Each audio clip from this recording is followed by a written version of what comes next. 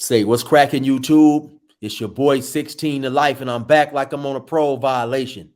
Yard down. For those of y'all new to my page, in 1994, I got arrested. I was sentenced to 16 years plus life, and I ended up serving 24 years straight in the California prison system. During those times, I accumulated some good stories. I met some good people related to prison, and we're going to do an interview with you guys today. In the event you happen to like the interview, you already know what it is, man. Be sure to hit the like button, subscribe to my channel, and hit that notification bell. That way, anytime I drop a story, you'll be notified, and you can hop on it ASAP, man. With that being said, let's hop right up into the interview, man. Today, we got Chris coming through. So Chris did a lot of time, a lot of times you guys have asked me, how does people who don't join gangs, how do they fare in the California prison system? Well, Chris has a very unique story, so I'm glad to have him on. So he's gonna share a little bit about that with y'all today. So Chris, if you don't mind, tell us where you from. Oh hell, I'm from Southern California. I'm from the north of it though. I'm from Santa Clarita Valley, is where I went to high school at. I was born in San Fernando Valley, but I moved up here when I was like a teenager. So that's where I'm from. Right. So those of you guys out there not familiar with the area that he's describing, San Fernando Valley is about how far from LA? Well, Santa Clarita Valley is about 30 miles from LA. It's the valley on top of the valley. So San Fernando Valley got, places like Granada Hills, Calabasas, Northridge, Van Nuys, Sherman Oaks, all that type of deal. And then the valley on top of that valley is Santa Clarita Valley. They got Magic Mountain. That's where I'm from, okay. around Magic Mountain. If anybody knows Southern California, it's where Wayside, the other part of the LA County Jail, is at. Right. So it's definitely not inner city living. No, it's the suburbs. Okay. And so basically you grew up there? Yeah. So what was like growing up? What was that like for you? Well, hell, you got to deal with a lot of racism a little bit. But other than that, I mean, there's not too many gangs out here. Most of them are Hispanic gangs. The black folks that do stay out here, like when I was growing up, they was pretty much well-to-do. I wasn't. I grew up in a mobile home park. We was poor. My mom just wanted me to go to good schools, and she didn't want me to join any gangs. But yeah, I mean, there's a gang of police out here. There's a 30-second response time. But yeah, people don't typically get shot. There's a little bit of activity, but this place was listed as like one of the top 15 safest places in America when I was growing up. But being a young black male growing up here, I had to deal with the police since I was 12 years old. So I got pulled over for jaywalking when I first moved out here. It tripped me out because jaywalking where I was at was nothing. Maybe I was 13, but I walked across the street and the cop pulled me over. And they had my hands on the hood of the car. Another cop car pulled up with some more police, and they talked to me for like 30 minutes about me not being from around here and jaywalking is serious. And that was my introduction to that particular part of this area. So what was your high school years like? Football mainly. I did terrible in school. Like I don't think I got a 2.0 the whole time from junior high up to graduation. Matter of fact, I didn't even graduate high school. I had to go to adult school and all that afterwards in order to graduate. But yeah, high school was just for me on a personal tip, it was just socializing for me. It wasn't a place to like go and learn. It was like for me to socialize and hang out. Did that have anything to do with the racism, or you just was one of those individuals who didn't just, you didn't care much for school? I just wasn't going to put extra effort into it. So if I'm in the class, I'll participate. But any type of thing to do outside the class, like I never took the SATs, never studied for anything, never did really homework or anything like that. But in class, I was cool. But a lot of times I would ditch class to go hang out in other classes. I don't know how I was even allowed to play football, to be honest with you, because I think I would have like my progress report would be decent, enough to stay playing. But then by the time the final, it was a trip. But So after high school, what did life look like? What did you start doing? After high school, like I was kind of embarrassed that I didn't graduate because I should have known it was going to happen, but it kind of caught me off guard because I was going to summer school every year. So even though I get Fs, I go to summer school and make up for it. Senior year, I didn't like pass a foods class or something like that. Like I wasn't able to go across stage And that was hella embarrassing. I just disappeared for a little while. All my friends that I was close to signed up for the military. I wasn't really with that. So when people were going to Cancun and all this type of stuff to celebrate graduating, I just like disappeared. I tried to sign up for college after adult school. So I graduated like 3 months later because I had to do adult school and things like that. So I signed up for college for that fall semester. And I don't know what I was thinking. If I wasn't disciplined in school, I don't know what the hell I was going to think I was going to do in college. And so I quickly dropped out of that, stopped showing up. And then I just started getting jobs because I wanted money. And so I started working at like, I was always able to, you know, I was raised a certain way. So I knew how to like do the job interviews and resumes and things like that. So I got jobs. I was working for like Sprint, Verizon, selling cell phones and things like that. But it was just never enough. It was never enough. And then I ended up getting a job at Wells Fargo. I became a banker at Wells Fargo, an entry-level banker. And they had big dreams for me and things like that. And so that was a pretty decent job, right? Because like you said, it had a lot of potential benefits in the future and advancements. Yeah, I was 21 at the time. 20 when I started working there. So I was 20. I turned 21 while I was there. But I was really a short-term thinker. So I wasn't really thinking long-term.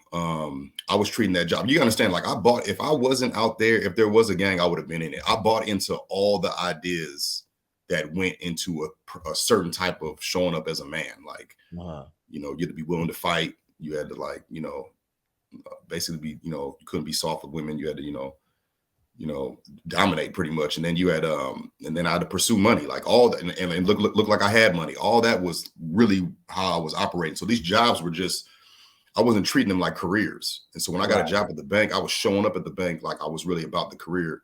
I learned everything. And they were trying to, you know, give me my licenses to go and become an investment banker or whatever the case may be.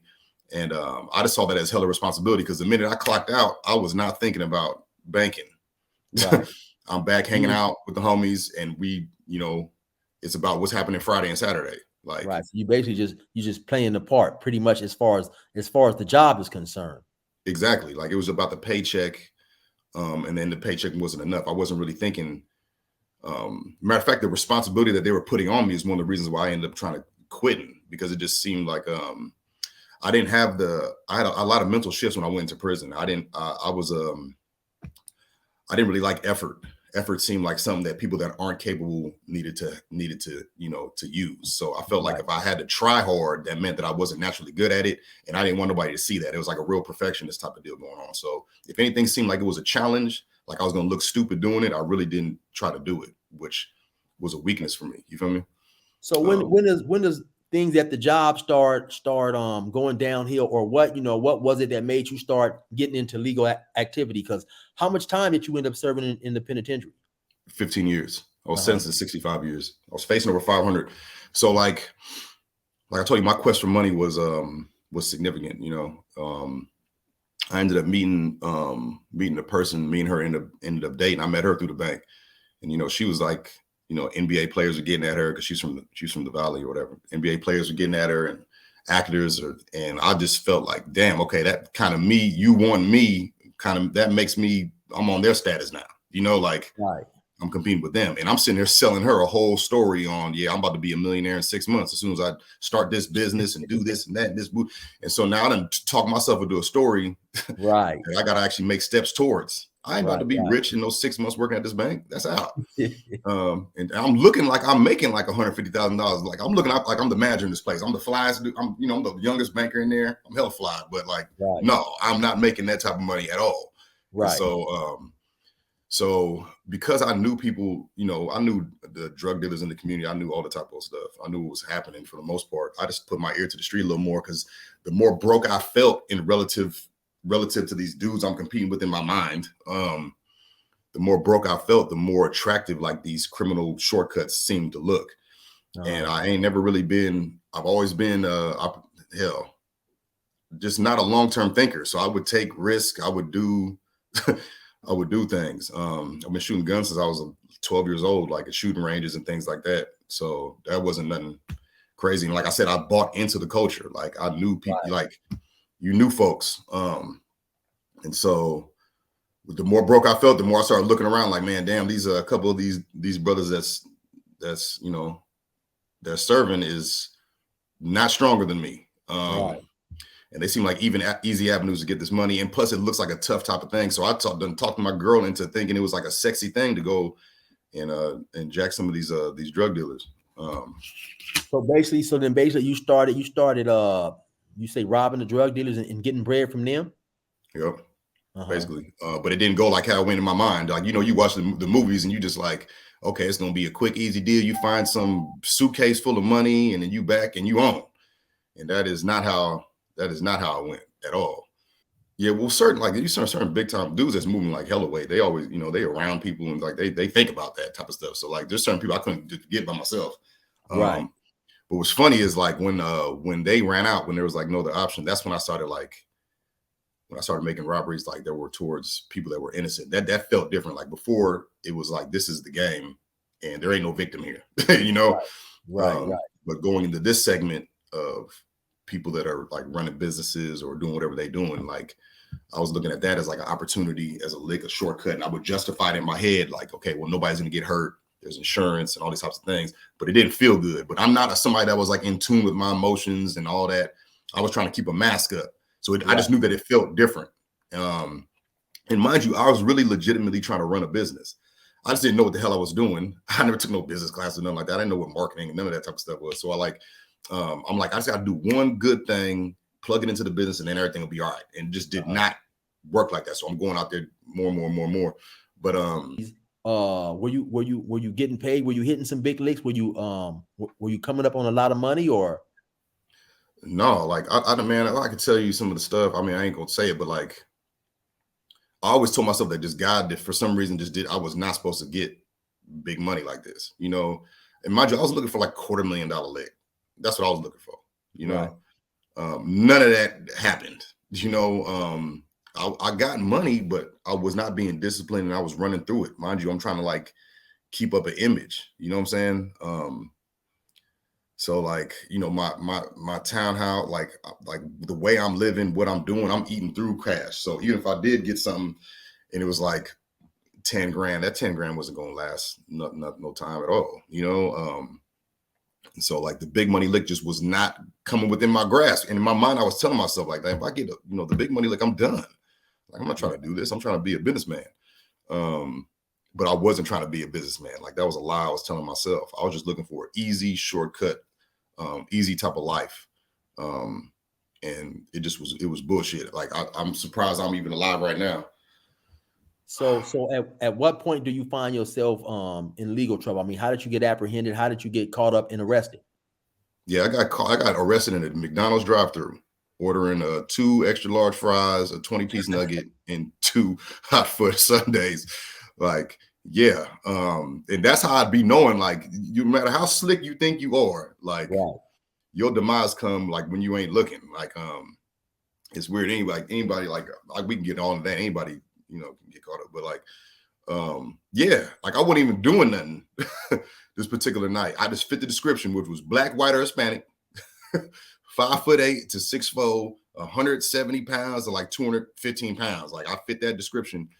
The police were scoping out a particular area and were looking for anything that was suspicious.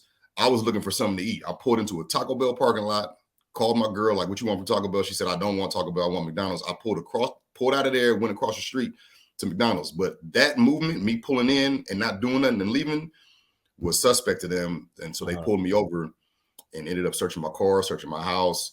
And one thing led to another. Next thing you know, I'm being charged with 45 counts of armed robbery across 3 cities, maybe 4.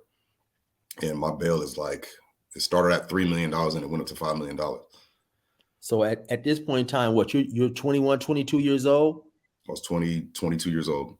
So what's it like, man, when they arrested you, and you finally get up in court and you realize, man, that I'm being charged with some extremely serious stuff. How much time was you facing and how was you feeling at the time, man, being that young and knowing that the next how many years of your life is not, there's no telling on what may happen. Your life is up in the air right now. How are you feeling? I was hard-headed, man. Like when I got arrested, I just believe I was gonna outsmart the police. Like I'm figuring a way out of this. Like this ain't gonna stop me. This ain't gonna This is nothing. I just got to figure this out. So even though I heard the numbers, I was like, oh, that's stupid. Y'all are about to look stupid. Like all that's about to come off, you know? And that just wasn't the case. It took a while for me to like, I don't think I ever even, I was watching brothers get sentenced to 4 years and they back in the tank breaking down and shit. Like I never broke down. Like I just never accepted the reality that it was hella pressure, like, you know, but there was no, oh, I'm done. Like never. Now I was trying to figure out a way out of that. Like for instance, like, you know, once I knew that like, okay, you know, me just like not saying nothing to the police and things like that is not working. I'm not really finding a way out that I know of. Like I even try to manipulate God. Like, let me go ahead and figure out how many prayers I got to do. You know what I'm saying? Like, Right. Let me give food. Like when I'm in the LA County Jail, let me give food to the dude that ain't got nothing. And hopefully that will give me some good graces with God and he'll crack the doors open. Like I was trying to find every way up out of there. But so I was never thinking I'm done. I'm always thinking, okay, what do I got to do to find the door that's going to open to get me out?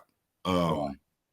In that meantime, you know, I'm having conversations with dudes, I'm meeting people, and I'm feeling like hella stupid now because I know what I've done, but I'm not telling everybody, you know, what I've done and things like that. I'm telling people what I'm facing. Right. I'm not admitting to, you know, doing nothing. So like when I'm hearing stories about what, you know, when you got a gang of time, when you come to county jail, you already know, like, you get in the tank and you're like, okay, how much time you looking at? I'm looking at this, or what you in here for? I'm in here for this. You know, that's a sub group. Like, I'm not talking to a dude who got a county lid. Like, right. You passing through. Like this is the people I'm kicking with. We facing death penalty, LWOP, like this. We facing like real time. So we're having different conversations, right. And it's wow. Now yeah. I have a question because you mentioned that you got locked up and you was in the LA County Jail. And so I asked anyone who's been in the LA County Jail, because I've always heard the LA County Jail is worse than any penitentiary that they have in California. So what was your experience in the county jail as far as the racial tension, gang banging, all those things that relate to the county jail? Yes, it's odd because like when I went in there at that age of 22, like not ever having that experience at all, like never been in like a juvenile hall or nothing. You know, it's a shocker. It's a mixture of the reality and my imagination being projected on the reality. You know, so when I went back down to court when I was 36, when I was getting resentenced not too long ago in 2019, like it was the same kind of jail, but it looked different, you know? Mm-hmm. And so I realized, oh, okay, this is my imagination filter has been cleaned up. I'm looking at the reality of it now. So when I was young, like, I'm like, this is heavy. Like you got packs of dudes, the racial tension I had to get like introduced to like certain labels and things like that to know what time it was. And then there was so much, it was just a lot of chaos. There's so much movement. The sheriffs are like a trip. Especially, you remember I was in 2006, like the sheriffs was a gang in and of themselves. Like, and I've heard a lot about that. Yeah. Like, so, you know, Men's Central, particularly that 2000, 3000 floor, it's a lot of, it's a culture in and of itself. So like, you got to kind of like know, okay, these trustees got a little bit of power. They can move information, but you know, you don't really know what you need to know what's going on and who's, you know, and who's what, but there's so many different faces, so much stuff moving around. You really don't know what's going on. And so, you know, people lace me like, you know, of course the blacks are going to stick with the blacks. It's like a too black, too strong type of deal, but there's a sub black groups, you know, me being a non-affiliate, it was, you know, I was shown like hella love. I didn't come across as weak or nothing like that. And I had a particular type of case. So like the people that I met in one-on-one conversations, me not trying to be something I wasn't, but at the same time, I'm showing up at the workouts, you know, things like that. Like, and just talking, you know, we were like, I don't really have no real problems. I didn't have the burden of, you know, if my boy's from 40s, he got to, you know, when he go to court, it's a different type of thing. Like right. There's enemies there. There's a certain, like, I didn't have none of that burden. I just got to show up with the blacks. You know, that's how it was like really, really shown to me. But like,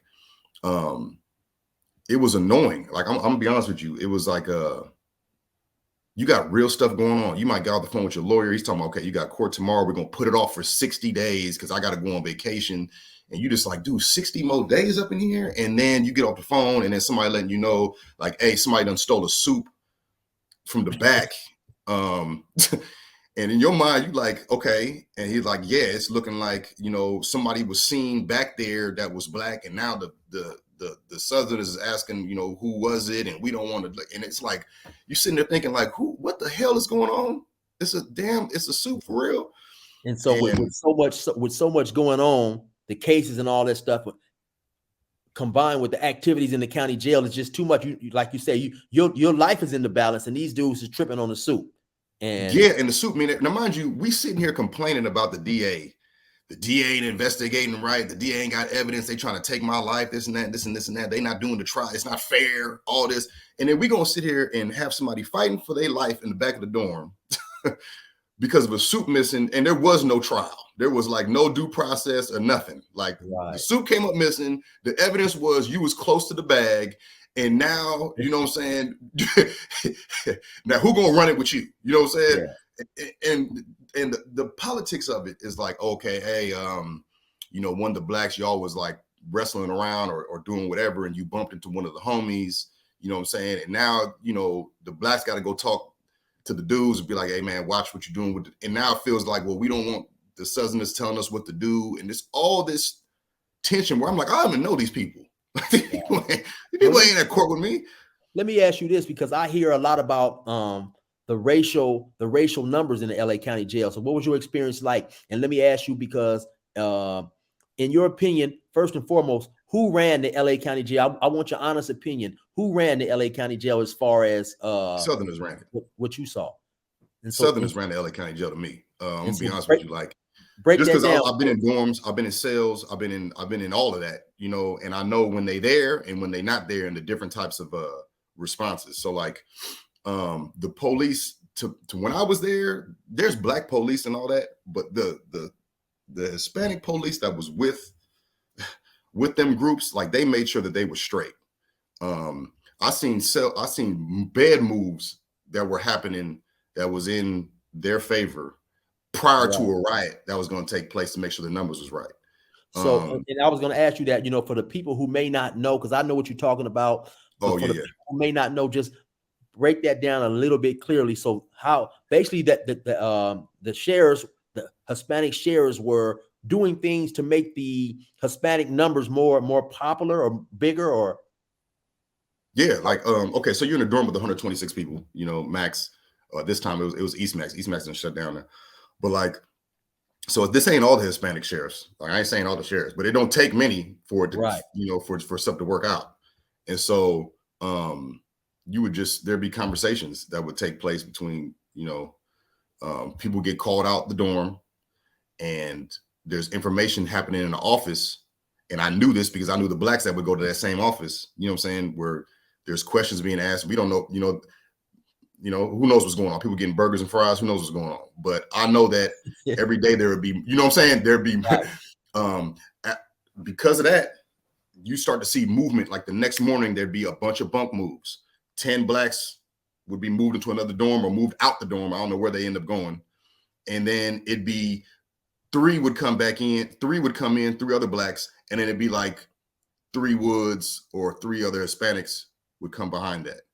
And you're like, okay, that's a regular move. But over time, you start to see that we originally had in the dorm, we had like 40 something blacks, and now we're dwindling down to like 22 blacks. Right. And then a riot would crack off. And it's like, I was in there for 3 years. So you start to see the pattern of what the hell was going on. You know, you got racist police, you got police that's in gangs, you got all kinds of stuff, and they're gonna help their homies out, period. Right. Straight up. And so I just know that the way the different races would run their cord, you know, were just different. You know, when with blacks, we come in like brothers are still they in their gang even when they in there. You know what I'm saying? Right. Hubba Dub gonna kick it, whatever, you know, brothers gonna kick it. There's gonna be a black umbrella, but that gets shaky. You know what I'm saying? That black umbrella I've seen has really only been held together because of an outside threat. Right. So let me ask you this, okay? By you being a non-affiliate and you're seeing these different gangs, you know, go at it, because where you grew up at, you said it wasn't a whole lot of gang activity. So now you damn near got a front row seat to the ignorance of all this gang activity. So you being a black man and you seeing these dudes go at it because you're obviously intelligent, highly intelligent. So how was that? What was you thinking when you seeing these dudes go at each other? Yeah, I appreciate the compliment, but an intelligent person would have never robbed and did the shit that I did. I could have worked at McDonald's and made more money all this time. Like, I really threw my life away for something dumb. So I might sound intelligent, but like, no, I've invested in myself now. But at the time, hell no. Right. I was impressed by some of the stories, but like, what's crazy, like when you're sitting in there day in and day out, you facing a gang of time. Eventually, you start to see who the people are under the mask. And so I had really close friends from Compton. I had close friends from all kinds of hoods. And like I know what their real dreams and aspirations and fears were. Right. And so like when we talking and it's late and we like, man, damn, this is taking a long time. Are we gonna get home? Brothers is missing like their kids and all kind of stuff, and people's dying in the street. And like, so we talking on a real level. And then, of course, when we move around, you got to put the mask on or whatever. And so when I'm seeing I'm seeing the things that the dudes have to do that's just not really, I don't see where it mesh up with what's most important to them. Right. It just seemed like a lot of work. They had to And know. give us a deeper example of what you're talking about, because like I said, we got a lot of listeners from everywhere, and they may not exactly understand what you're saying. So like you mentioned, you may have a homie from a certain hood, right? So now he goes to court, and just by him being from a particular area, yeah, he what has happened? to like, for me not affiliated for the most part, like it's a trip being on your own. Like I know I could have friends from certain hoods, but they can't jump and have my back for nothing. So I got to be really responsible with, if I'm making bets, if I'm doing all these stuff, I can't just run around here being an asshole. You know what I'm saying? I ain't got no pack of wolves with me, Right. So, but over time, your character kind of makes space from you. But when you're from somewhere, that speaks loud for you. So if somebody show up to a tech like, man, who in here from Wooty Wham? You got to say it right here. You know what I'm saying? Well, I need that. You got to go over there and do that. And by I need that, I mean, we need to fight over here in this corner. Like, right. They had to, I can go into damn near any tank and I'm looking at the racial makeup. You know what I'm saying? Okay, where the blacks at? Okay, cool. They go into a tank, they look at where the blacks at, and they like, okay, where y'all from? Okay, because I might have enemies over here too. That is a significant burden. Like I was able to like educate myself, like I'll make a little space. We do the workout, we do it. I can go in the corner for the most part and like read a book and not have to worry about nobody coming in, like me being from some hood that some dude just pulled in and somebody from my hood done killed his brother and now he need to run it. Like I don't have to deal with none of that. Right. You see what I'm saying? Other brothers did.